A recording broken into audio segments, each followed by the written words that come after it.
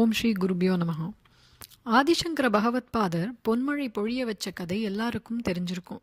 தனக்கு அழுகின நெல்லிக்காயை பிக்ஷையா போட்டவாளோட வீட்டில் இருந்த தரித்திரத்தை விரட்டுறதுக்காக மகாலட்சுமியை வேண்டினாராம் சங்கர மகான். அந்த வீட்டில் இருந்தவா செஞ்ச பாவம் அடுத்த தலைமுறையில தான் தீரும், அது வரைக்கும் தனம் தர முடியாதுன்னாலாம். உன்னுடைய பார்வைதான் எப்பேற்பட்ட பாவத்தையும் அழிச்சுடுமே, நீ அதை செய்யக்கூடாதான்னு கேட்டு அந்த வீட்டில் இருந்த வறுமையை போக்கினாராம் ஜெகத்குரு. அதாவது மகான்கள் நினைச்சா எப்பேற்பட்டவாளுடைய கஷ்டத்தையும் எந்த மாதிரியான சூழ்நிலையும் போக்கிட முடியுங்கிறது நிதர்சனம். அப்படி பக்தர் ஒருத்தரோட கஷ்டத்தை பரமாச்சாரியா போக்கினதைத்தான் இப்போ பார்க்க போகிறோம். ஒரு சமயம் மகாபெரிவா வெளியூர்ல முகாமிட்டு இருந்த சமயத்துல வழக்கம் போல சுத்து வட்டாரத்திலிருந்து எல்லாம் ஏராளமான பக்தர்கள் வந்து தரிசனம் பண்ணினா. அவள்ல மகாபெரிவா தங்கியிருந்த இடத்துக்கு கொஞ்சம் தள்ளி இருந்த சிவன் கோவில் குருக்களும் ஒருத்தர். கோவிலிருந்து கொஞ்சம் புஷ்பம், வில்வதளம், விபூதி, குங்குமம் எடுத்துட்டு வந்து சுவாமி பிரசாதம்னு சொல்லி மகாபெரிவா கிட்ட கொடுத்துட்டு ஆசீர்வாதம் வாங்கிட்டு புறப்பட்டுட்டார் அந்த குருக்கள். இது நடந்து 2 நாளைக்கு அப்புறம் பிரதோஷம் வந்தது. அன்னைக்கு சாயந்தரம் 4 மணி இருக்கும்.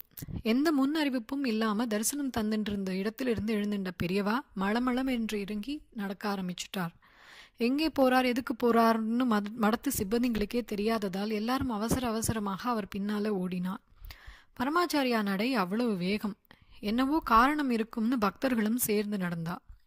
மளமளவென்று நடந்த மகாபெரிவா பக்கத்தில் இருந்த சிவன் கோவிலுக்குள்ளே நுழைஞ்சார். அவரை கொஞ்சமும் எதிர்பார்க்காத கோவில் குருக்கள் அவசர அவசரமாக வரவேற்க ஓடி வந்தார்.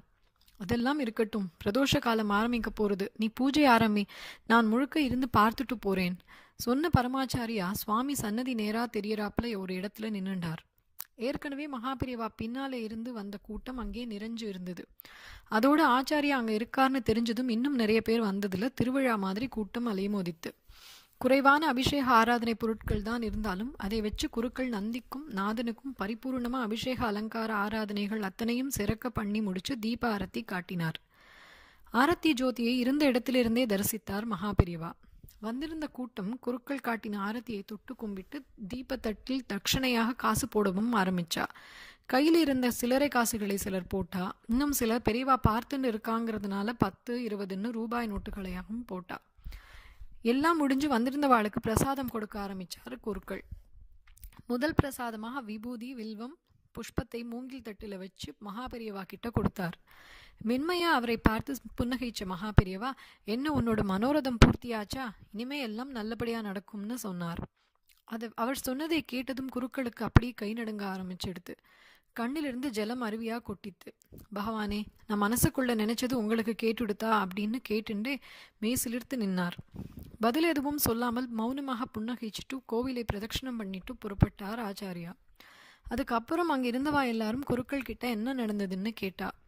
2 நாள் முன்னால மகாபெரிவாளை தரிசனம் பண்ண வந்தப்போ அங்க இருந்த கூட்டத்தை பார்த்தேன். பரமேஸ்வரா, இந்த கூட்டத்துல 10ல் 1 பங்கு கோவிலுக்கு வந்தா கூட உன்னையும் நன்னா வச்சுக்கலாம் என்று மனசுக்குள்ளே நினைச்சின்றேன். சாக்ஷாத் சர்வேஸ்வரன் கிட்டே தான் நான் அப்படி வேண்டினேன். அந்த பகவானும் நானும் வேற இல்லைங்கிறத உணர்த்துற மாதிரி இங்கே இத்தனை கூட்டத்தையும் அழிச்சுட்டு வந்து திருவிளையாடல் நடத்திட்டு போறார் மகாபெரியவா தழுக்க சொன்னார் குருக்கள்.